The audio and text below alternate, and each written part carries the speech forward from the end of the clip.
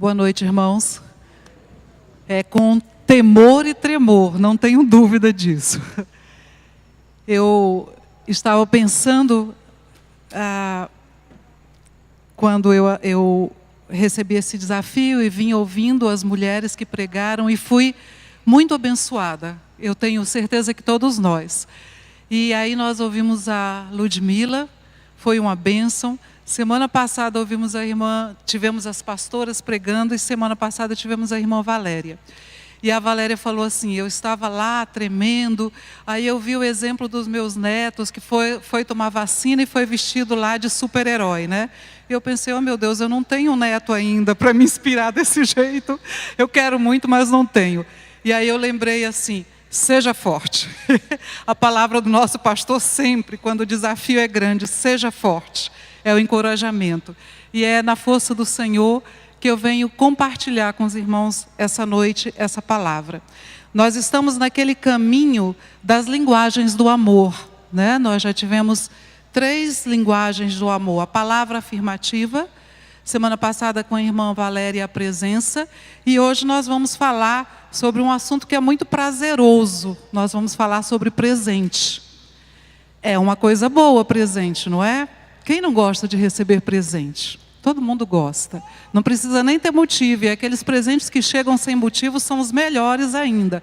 Porque aniversário a gente já espera, dia dos namorados, dia das mães, já são presentes esperados. Mas aqueles que chegam de surpresa e sem motivos são os mais admiráveis. Eu me lembro muito que quando eu era pequena, eu já fui pequena um dia, podem acreditar nisso, nós morávamos numa cidade distante, morávamos dentro do barco, e uma vez por mês, porque meu pai é missionário, uma vez por mês chegava uma caixa da cidade de Manaus, lá no lugar em que nós estávamos. E a ansiedade para abrir aquela caixa e eu ver o que eu tinha dentro era grande demais. Aquela caixa vinha da minha avó. A minha avó mandava, os meus avós mandavam aquela caixa. Então a gente sabia que ali dentro tinham coisas boas. E coisas que contemplariam crianças, os netos, né? Então a gente abria e tinha só coisa boa, gente. Tinha Nescau, tinha biscoito, tinha ali um chocolate. E para a gente isso era presente.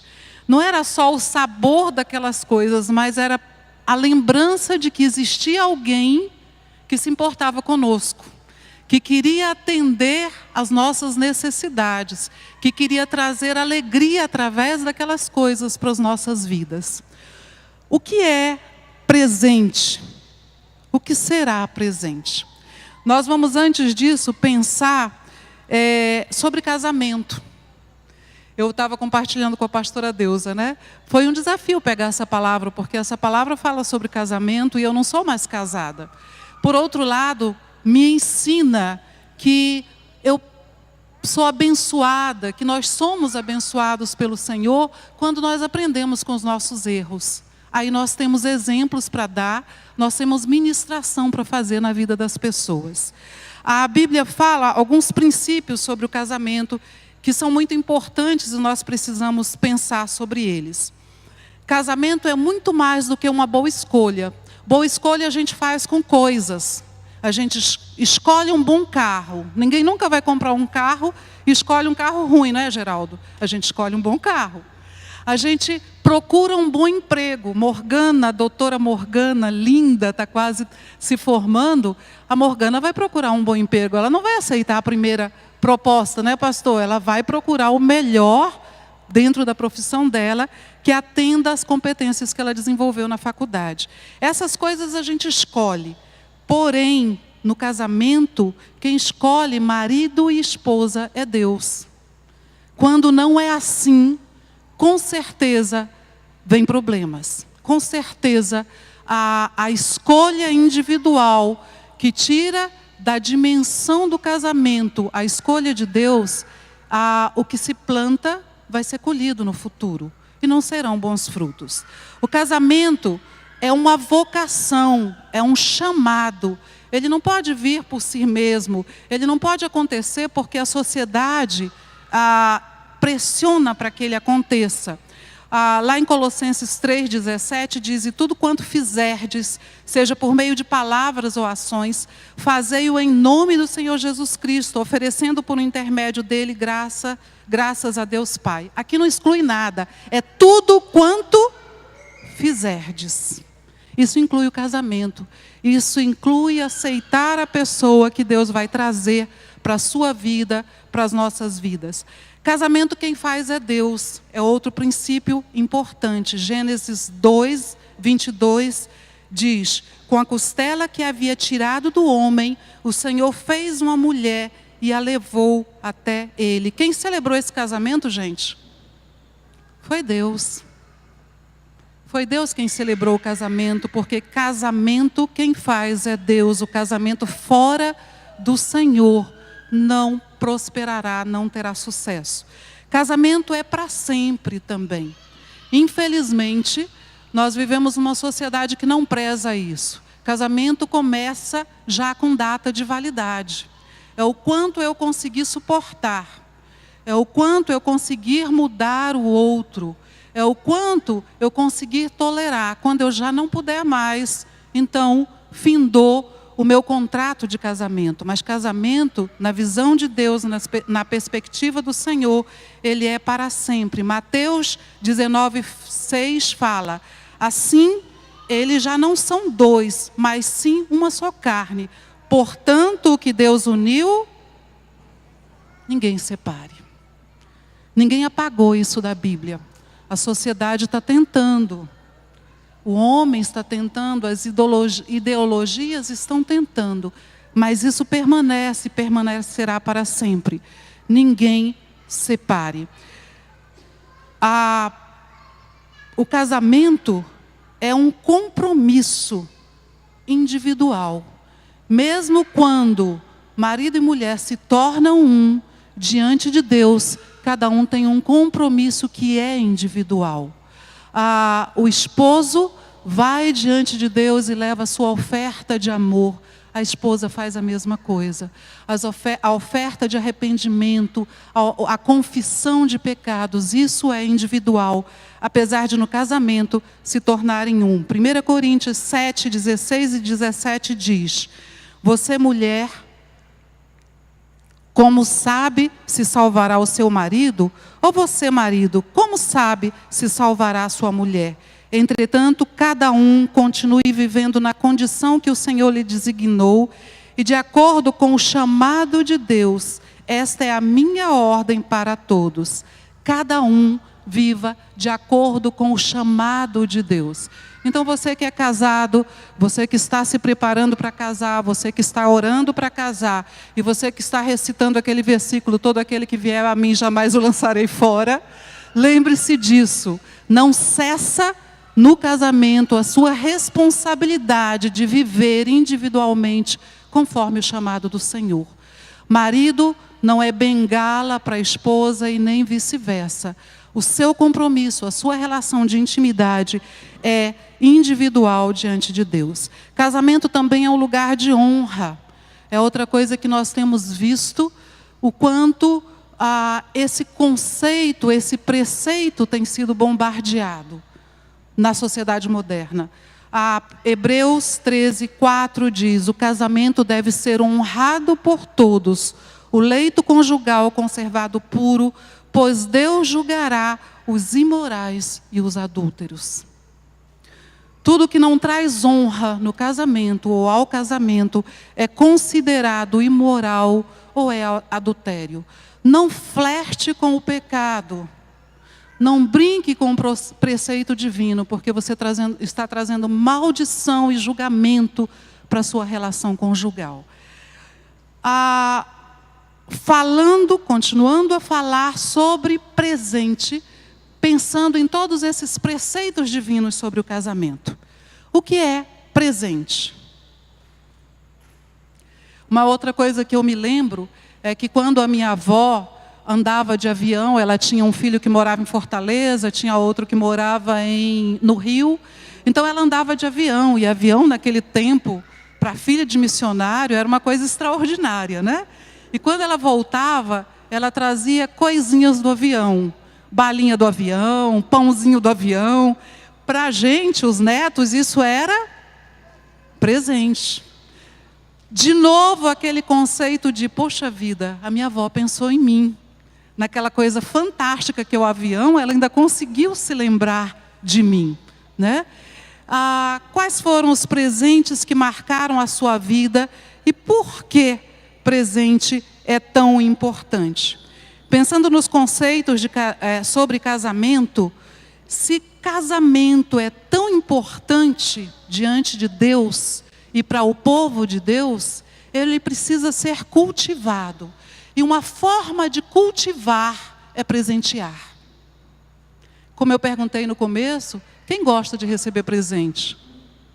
Pastora Deusa, quando o pastor Cleiton chega lá com um presente, isso é bom? Isso é bom demais, né?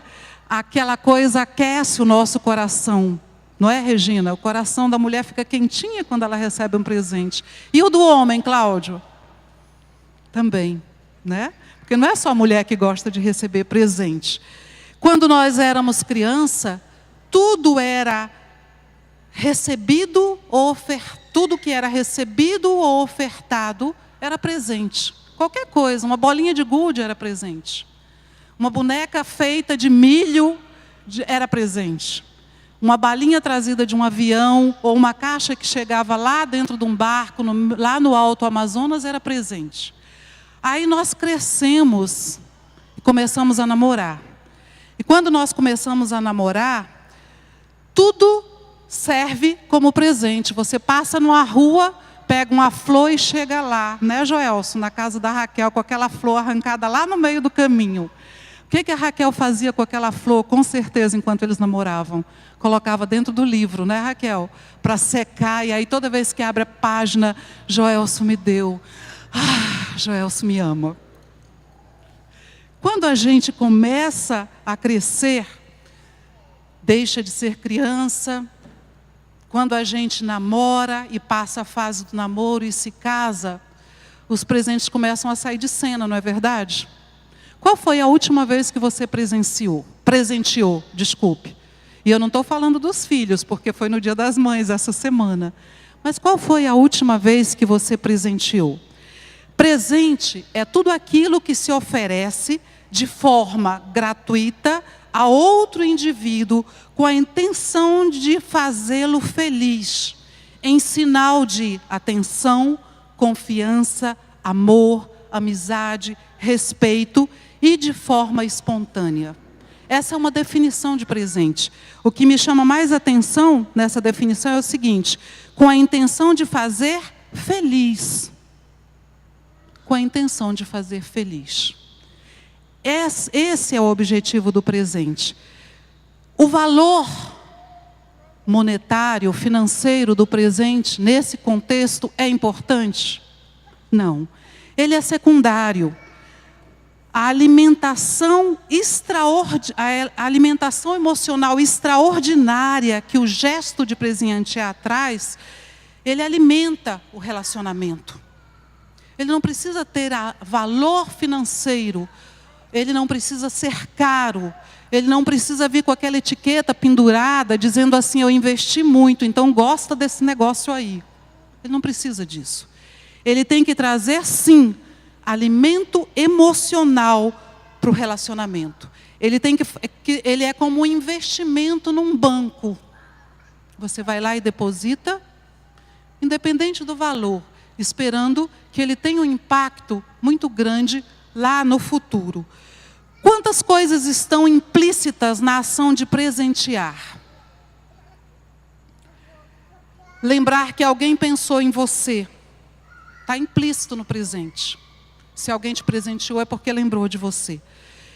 Lembrar que você é especial para aquela pessoa, por isso ela está te presenteando. Lembrar que ela quis te fazer feliz, por isso ela está te presenteando. Que é uma expressão de amor, por isso ela está te presenteando. Mas, nem sempre, presentes precisam ser materiais, precisam ser coisas, precisam ser tangíveis. Nós precisamos entregar para as nossas famílias presentes melhores e mais altos. E um deles é a presença.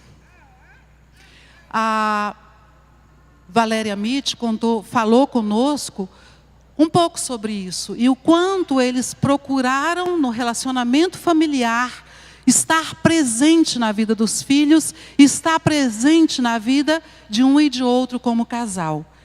A presença não é aquele estar com. Estar com nem sempre é estar juntos, nem sempre é ter presença. E hoje em dia, nas nossas famílias, nós corremos muito risco de estar com. Eu estou com os meus filhos, eles cada um num quarto, e quando eles querem alguma coisa, conversar comigo, eles mandam uma mensagem de WhatsApp. Eu estou com os meus pais, eu estou com a minha esposa, mas de que forma esse estar com? Lá em Deuteronômio 31:6, Deus fez uma aliança eterna conosco. Esse texto está baseado, Hebreus 13:5, está baseado em Deuteronômio 31:6, quando Deus faz uma aliança eterna conosco. É um trecho da palavra que nós gostamos de nos lembrar. Não te deixarei, nem te desampararei. É o compromisso de Deus com o povo de Israel, é o compromisso de Cristo com a sua noiva, a igreja, e deve ser o seu compromisso com o seu cônjuge. Deve ser também o seu compromisso, casal, com os seus filhos. A presença, não estar com, mas estar junto integralmente. Aquele tempo de qualidade que a gente fala tanto, mas que tem tanta dificuldade de exercitar. Eu tive pouco desse tempo com os meus filhos na primeira infância deles. Eu trabalhava, eu comecei a fazer faculdade. Quando eu vi, os meus filhos já estavam na pré-adolescência. Eu tinha ministérios na igreja, eu fazia projetos. Então, o tempo todo em atividades, quando percebi, os meus filhos já eram adolescentes. E eu comecei a me perguntar onde é que eu estava nesse tempo.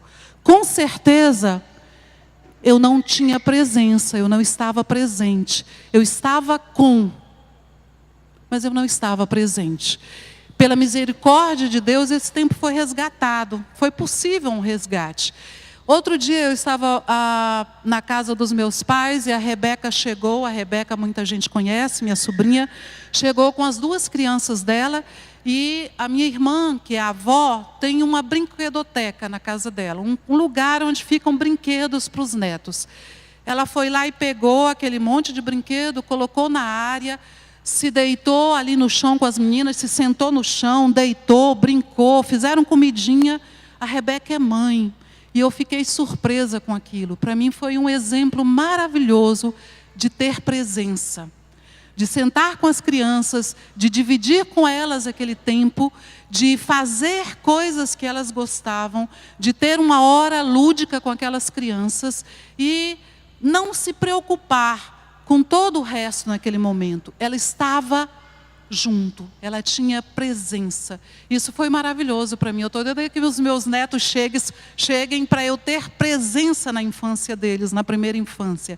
Para eu poder sentar com eles e brincar e até contar para eles, no tempo da sua mãe, do seu tio, eu não estive presente, eu não tinha tempo para ter presença com vocês. Mas eu quero um resgate disso.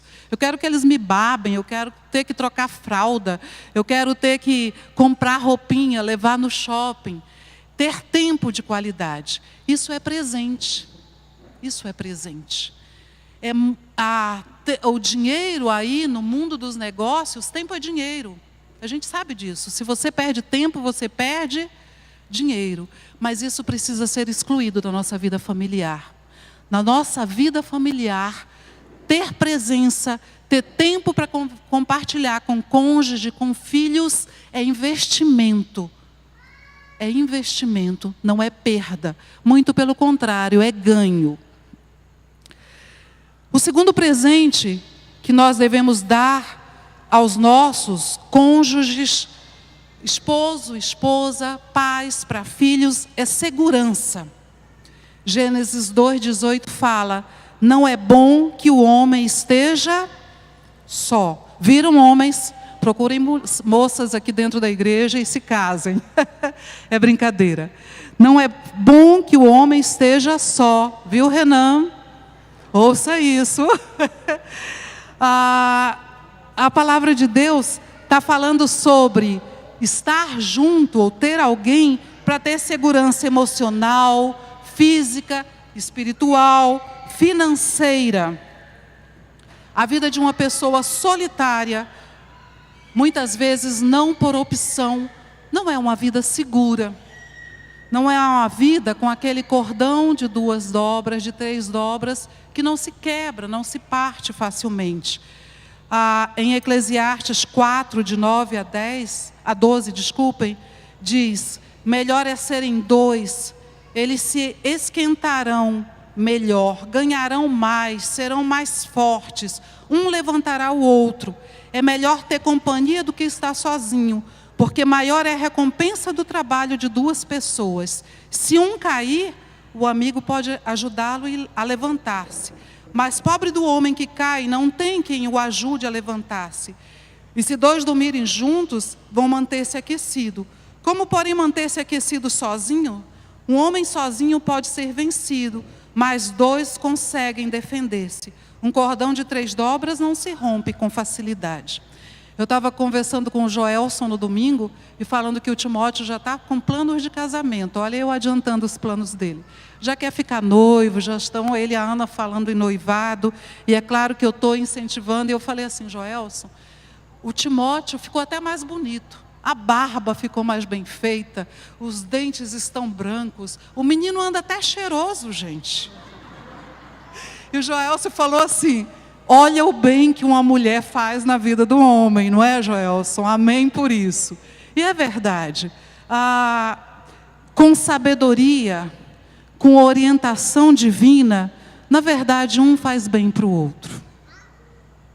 E esse versículo, essa passagem é fantástica, ela é verdadeira. Até para a defesa do homem, até para defender-se, 2 valem mais do que 1, não é verdade? Então, Rede Moving, não pensem em viverem sozinhos. Não pensem nisso. O terceiro presente que nós podemos dar e devemos dar uns aos outros, os cônjuges, aqueles que estão noivos, aqueles que irão se casar, aqueles que já se casaram, é um conceito do qual a gente não ouve falar muito. Esses que eu falei, a gente já conhece um pouco. Mas o terceiro é o presente da mutualidade. O que é mutualidade? Mutualidade remete-se a ser recíproco. É o exercício da reciprocidade. Com certeza, mutualidade origina-se daquela expressão bíblica: uns para com os outros. Nós devemos ficar alerta para os padrões repetitivos, para os nossos hábitos. Nós devemos conhecer as nossas emoções e as suas manifestações. Nós devemos fazer dentro dos nossos relacionamentos, e vocês, casados, que estão se preparando para o casamento, devem fazer o exercício da empatia. Se nós nos colocarmos no lugar do outro, tentando entender o que ele pensa, o que ele sente, como ele se sente diante das situações, vai ser mais fácil ser mútuo, dar esse presente da mutualidade. Eu sou consultora de empresas na Federação da Indústria e nós estamos atendendo uma empresa que começou a ter problemas de relacionamento na equipe, problemas graves. E aí eu comecei a pensar, e eu sou aquela consultora que oro primeiro, né? Senhor, como é que eu acho uma solução, Senhor? Me dê sabedoria para lidar com isso. Eu sei lidar com máquinas, eu sei lidar com processos, mas eu acho que eu não sei lidar com a emoção das pessoas, e eu preciso saber o que fazer. E aí eu comecei a me reunir individualmente com cada operador daquela empresa, com os gestores. E a primeira pergunta que eu fazia a eles é: como é que você se sente em relação a essa situação? E aí eles começam a falar. E aí você começa a ver sentido nos comportamentos. Você começa a entender que aquela pessoa tem uma história, que aquela pessoa traz impressões, hábitos, traz padrões que ela está repetindo lá de coisas que ela viu acontecer no passado. E agora ela está reproduzindo sem perceber. E nós precisamos ter cuidado com isso. Dentro das nossas relações, dentro do casamento, no tratamento com os nossos filhos, nós devemos ter cuidado com padrões repetitivos. Aquela síndrome de Gabriela: eu nasci assim, eu cresci assim, eu vou morrer assim. Para o servo de Deus isso é verdade? Não. Então, se você veio de uma família, de uma geração que não tinha o tato de exercitar a empatia, reveja esse conceito. Tenha a humildade de reconhecer essa fragilidade. Venha até o Senhor e peça sabedoria. Lá em Mateus 2, 23, o verso diz o seguinte. Desculpa, em Gênesis 2, 23. Esta é agora ossos dos meus ossos e carne da minha carne.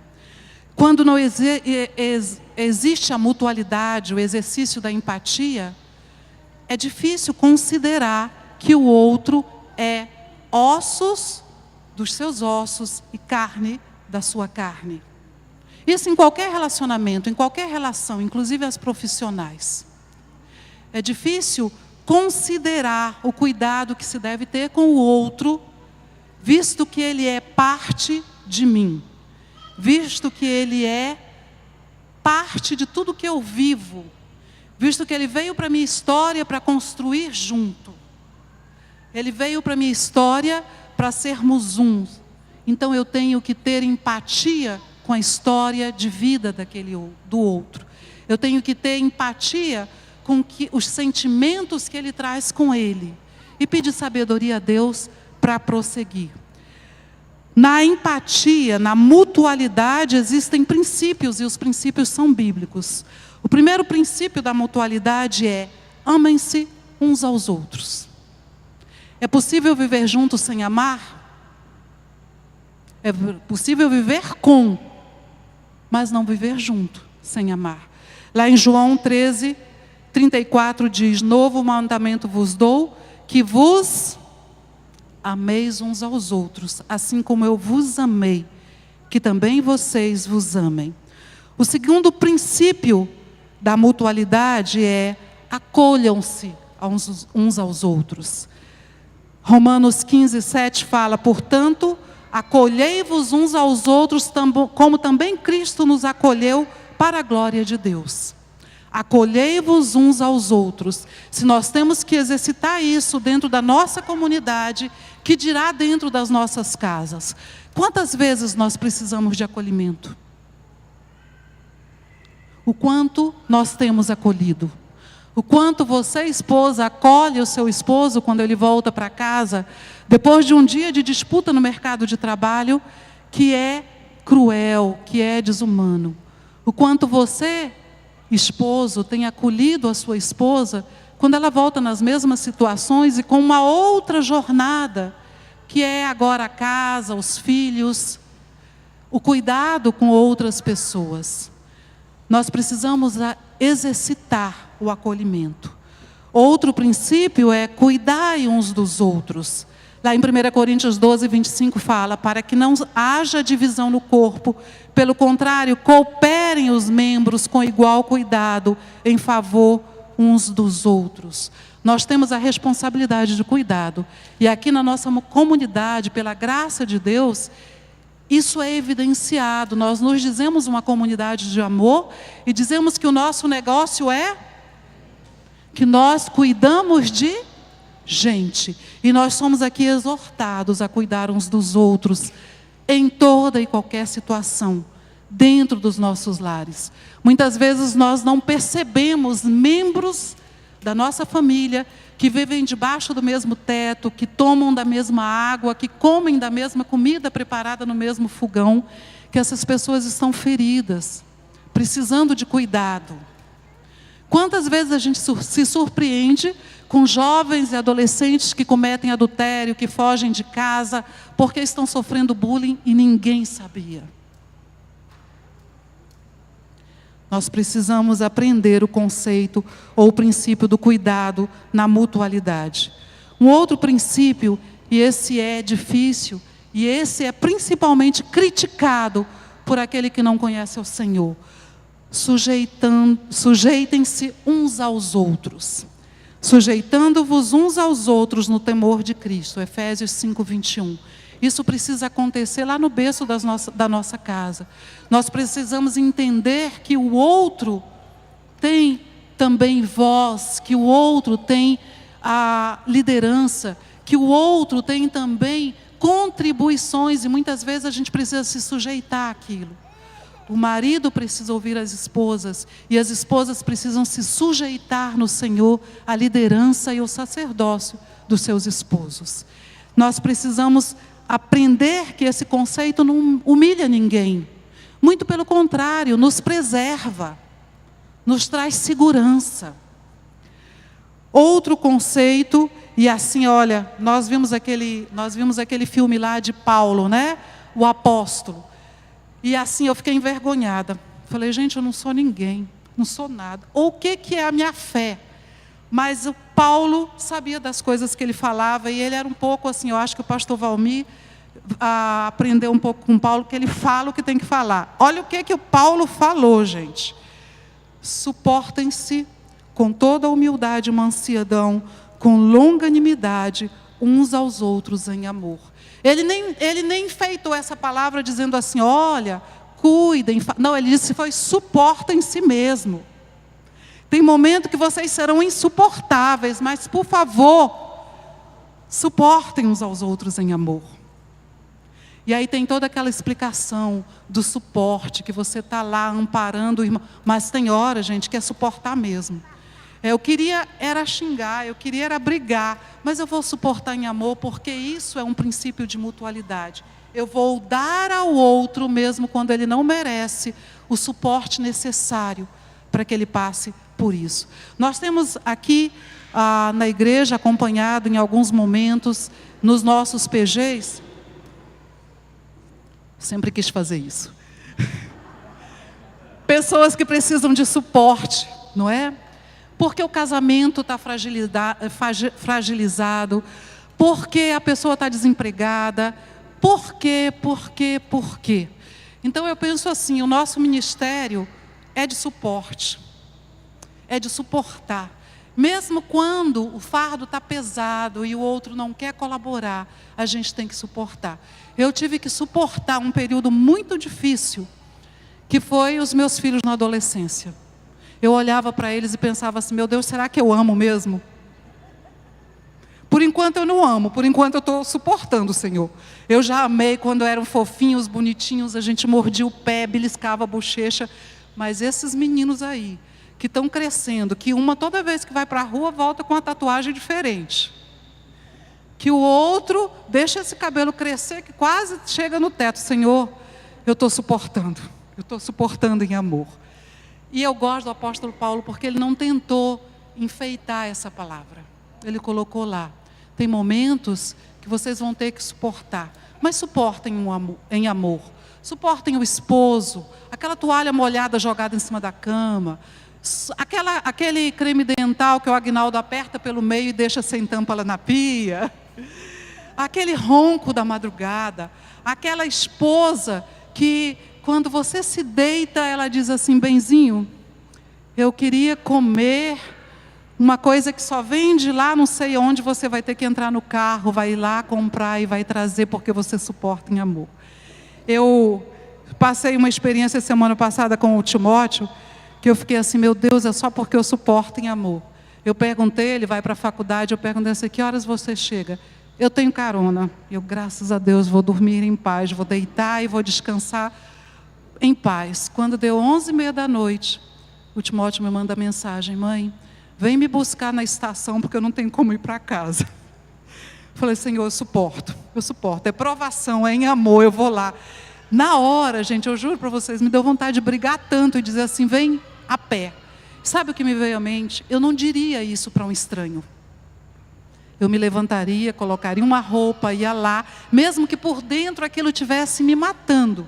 Mas eu ia lá buscar o irmão, ia levar o irmão na casa dele, eu ia orar para que aquilo nunca mais acontecesse, para Deus dar um carro para aquele irmão, mas eu ia. Por que eu faria isso com um filho, de deixar ele vir a pé, ou de deixar ele esperando lá 11h30 da noite? A gente precisa exercitar isso também, de que faz parte da nossa missão como cristão ser suporte para limitação e para as necessidades daqueles que vivem conosco, principalmente dentro dos nossos lares. Uma outra coisa, não provoquem uns aos outros. Gálatas 5:26 diz, não nos deixemos possuir de vanglória, provocando-nos uns aos outros, tendo inveja uns dos outros. Será que a gente corre esse risco dentro de casa? Sim, nós somos estimulados a isso, porque nós estamos num mundo competitivo. Você passa 8, 10, 12 horas no mercado de trabalho, sempre ouvindo que você tem que ser bom, que você tem que ganhar sempre, que não há lugar para o erro, que você não pode aceitar limitações, e aí a gente volta para casa. Será que é possível lá, quando a gente chega na porta de casa, tem uma coisa de descontaminação e isso sai da gente? Não, isso vai para dentro de casa conosco. E nós corremos o risco de provocar uns aos outros e ter inveja uns dos outros dentro do nosso lar. É duro admitir isso, mas é verdade. E nós temos que seguir esse conceito de não provocarmos uns aos outros. Vou contar uma coisa para vocês, mas só para vocês e não vou apontar para ninguém, eu prometo. Eu dou aula no curso Mergulhando na Palavra, o módulo A Palavra de Deus. E pela vontade de Deus, encheu a sala de pré-adolescentes. Eu tenho 2 adultos na turma e 7 pré-adolescentes. Vocês vão vê-los aqui no dia da formatura.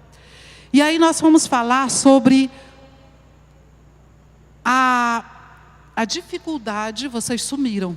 Eu tirei o óculos, sumiu todo mundo. A dificuldade de obedecer a palavra. E eu fui perguntando, o que é mais difícil? Obedecer. E eles chegaram, depois de muita discussão, de muita conversa, eles disseram, tá certo, tia. E ainda me chamo de tia, tá certo, tia.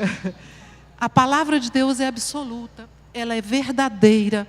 A senhora está dizendo aqui que o Espírito Santo nos guia em toda a verdade, que Ele nos faz entender, mas tem uma coisa que é muito difícil. Ninguém nem consegue adivinhar o que é. Honrar pai e mãe. E aí, por que é difícil? Olha, eu estou em casa, eu faço tudo que a minha mãe manda. Gente, eu me vi nessa história desses meninos e eu fiquei traumatizada comigo, eu fiquei com raiva de mim. A gente faz tudo que a mãe manda. Ela manda lavar louça, ela manda limpar a área, ela manda tirar o lixo, ela manda, e você vai fazendo. Aí, tia, a gente senta e vai fazer a lição. Aí ela começa, por que você não está fazendo nada? Aí você está lá respondendo, com a Bíblia aberta na frente dela, tia. E respondendo lá a lição dos pré-adolescentes, porque a tia passou, a gente tem que preencher lá. E ela fala assim, vai lá ajudar seu pai. Aí você chega lá e, pai, você precisa de ajuda?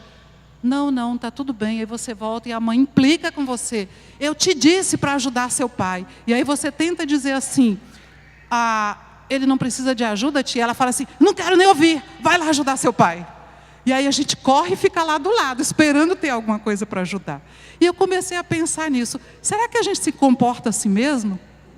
Por fim, e todos eles concordaram com aquilo. Por fim, eles disseram assim, tia, pai e mãe também deviam entender que eles não podem provocar ira na gente. E eu pensei assim, agora a gente pode encerrar o curso e ir embora para casa, porque tudo que tinha que ser ensinado, esses meninos aqui já sabem, já deram a lição deles. Olhem o que esse versículo diz, provocando uns aos outros. Muitas vezes o comportamento dentro de casa se explica pelas provocações que nós promovemos sem perceber. Vamos fazer um pacto de começar a perceber essas coisas? Pedir a Deus sabedoria e olhos espirituais para entender essas coisas. E ver que muitas vezes o comportamento do outro se dá pela provocação que nós fazemos. O outro conceito, e nós estamos quase acabando, perdoem-se uns aos outros, encorajem-se uns aos outros, sirvam uns aos outros.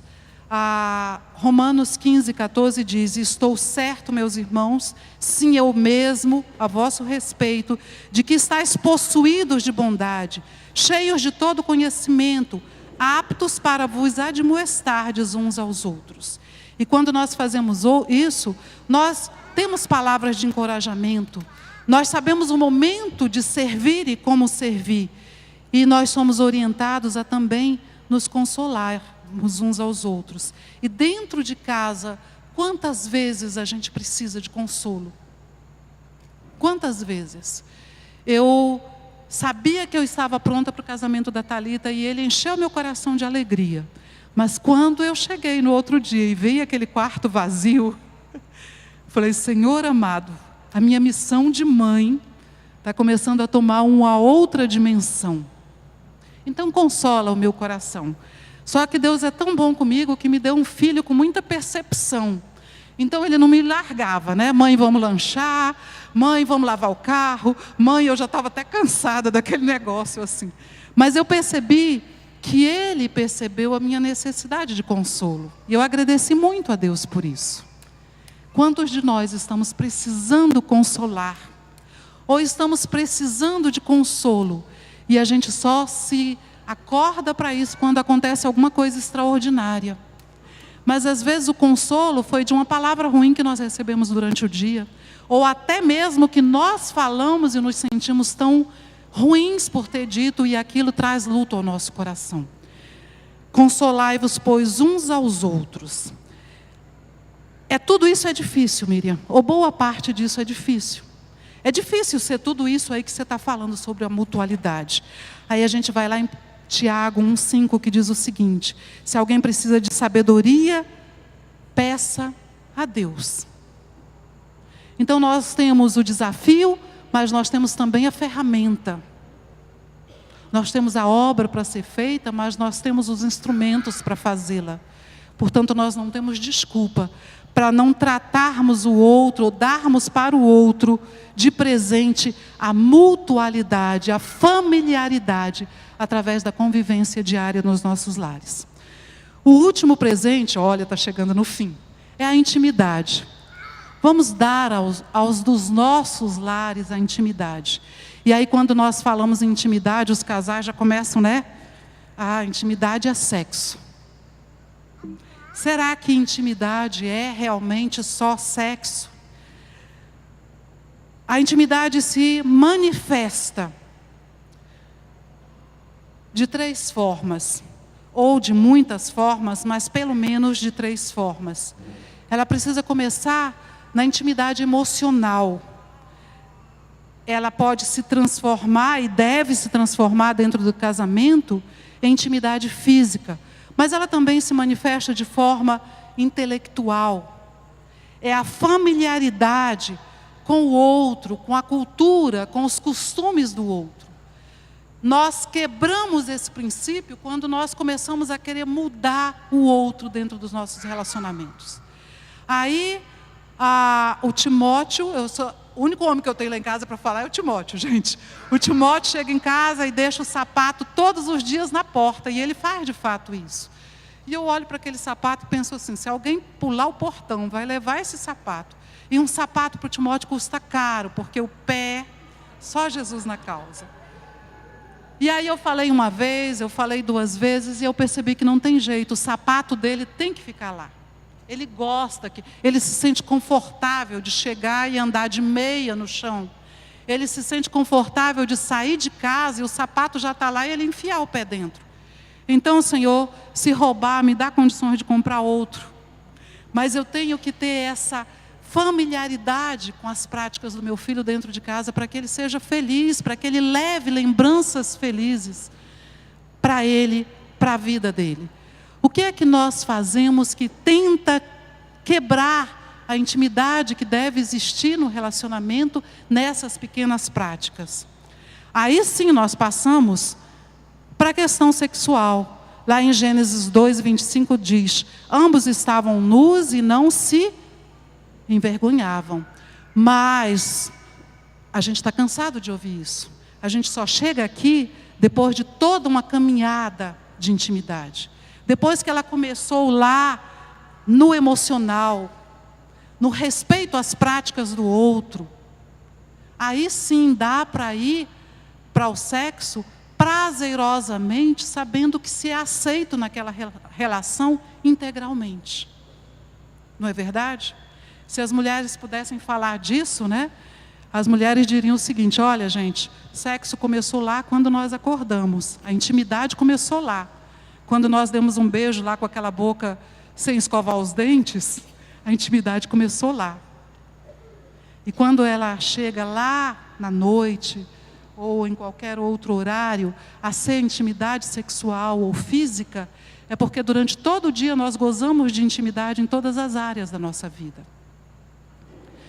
E ela deve ser também preservada.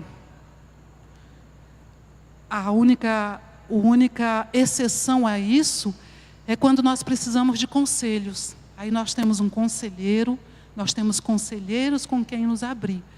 Mas preservar a intimidade familiar, a intimidade da relação é também dar segurança de presente ao outro. Não é verdade? Quantas coisas boas são vividas a dois, quanto prazer, quanta alegria. E se você já perdeu isso na sua relação, ela pode ser resgatada através de dar de presente ao outro presença, segurança, mutualidade e intimidade. Finalizando tudo isso, nós damos de presente às próximas gerações um legado. Nós não estamos aqui só esperando passar, não. Nós estamos construindo um legado. Nós não vamos fechar os olhos e as gerações vão esquecer de nós. Eu tinha um avô nordestino, seu Raimundo, desse tamanhinho, lá do Ceará, de Quixadá. Todos os dias esse avô arrumava um motivo para dar uma surra na gente. Todos os dias. Se você fazia, era merecido. Se você não fazia, ele dava para você não esquecer que não podia fazer, né? Mas pensem no homem que a gente amava. Todos os dias de manhã, quando a gente levantava, ele morava do outro lado da rua, ele estava ajoelhando, orando por nós. E aí ele levantava daquela oração, nós estávamos prontas na nossa casa, ele ia lá, punha a mão na cabeça e abençoava todo mundo. E a gente saía.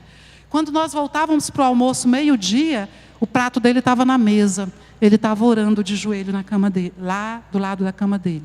E ao final do dia, a mesma coisa. Ele nos levava à igreja, ele orava conosco, ele batia, mas ele admoestava. Ele deixou nas nossas vidas um legado. Principalmente de nós conhecermos a Jesus Cristo por intermédio da conversão dele lá no passado, que também levou à conversão da minha mãe, mas pela vida de oração que ele tinha. Nós também temos um passado, um legado a deixar. O legado é passado às gerações que se seguem. O que é que nós estamos deixando de legado para as próximas gerações a partir da nossa vivência familiar? Eles vão entender que nós podemos ter pouco dinheiro ou investir pouco financeiramente em presentes, mas que nós soubemos dar presença, segurança, mutualidade, intimidade, para construir tudo que eles receberão no futuro. Isaías 65:23 diz: nem gerarão filhos para a infelicidade, pois serão um povo abençoado pelo Senhor, eles e os seus. Nós não estamos criando descendentes para a infelicidade. Nós não estamos criando gerações futuras para serem infelizes, para terem relacionamentos destruídos, para viverem longe do Senhor e conforme esse mundo. Nós estamos gerando legado quando nós vivemos com o Senhor. É difícil, em alguns momentos é possível que falte amor. Olha o que fala Romanos 5,5. Se alguém precisa de amor, quem derrama nos nossos corações é o Espírito Santo de Deus. Se eu me digo convertido ao Senhor, eu tenho o Espírito Santo de Deus, eu tenho que começar então a clamar que o amor dele seja derramado no meu coração pelos meus, pelos que estão dentro da minha casa. Eu disse para o pastor que eu não poderia participar do Face a Face, e era uma coisa muito difícil de eu dizer naquele momento, porque eu amo esse ministério, eu sei que ele veio do coração do Senhor para essa igreja.